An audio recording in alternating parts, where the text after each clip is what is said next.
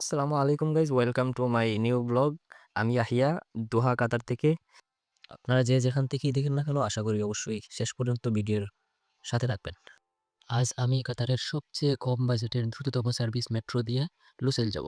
প্রায় মাটির পাশ থেকে ছয়তলা নিচে এই ধরনের মেট্রো স্টেশন পুরো কাতার জুড়ে ছড়িয়ে আছে। আমার তো মনে হয় আমাদের দেশের এয়ারপোর্ট থেকে ওদের মেট্রো স্টেশনগুলো উন্নত। এইটার ভিতরে সকল ধরনের সুযোগ সুবিধা রয়েছে। অন্য স্টেশনে গিয়ে এক্সিট করা না পর্যন্ত 2 টাকা দিয়ে পুরো কাতার জুড়ে ঘুরতে পারবে।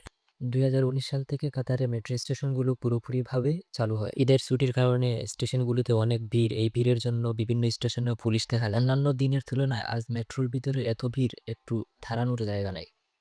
এখন মুশাররফ মেট্রো স্টেশন থেকে যাব Lusail Marina central metro station. Marina central metro station থেকে বের হয়ে দেখলাম বাহিরের ভিউটা অনেক সুন্দর।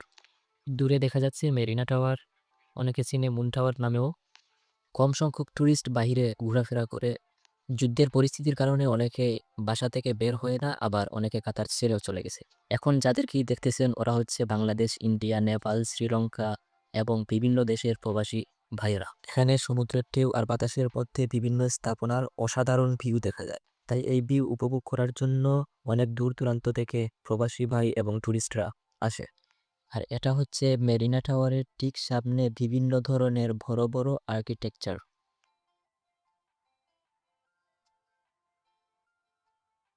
ওই দূরের বিল্ডিংটা বাচ্চাদের খেলনার মতো, যা বাস্তবে রূপ নিয়েছে।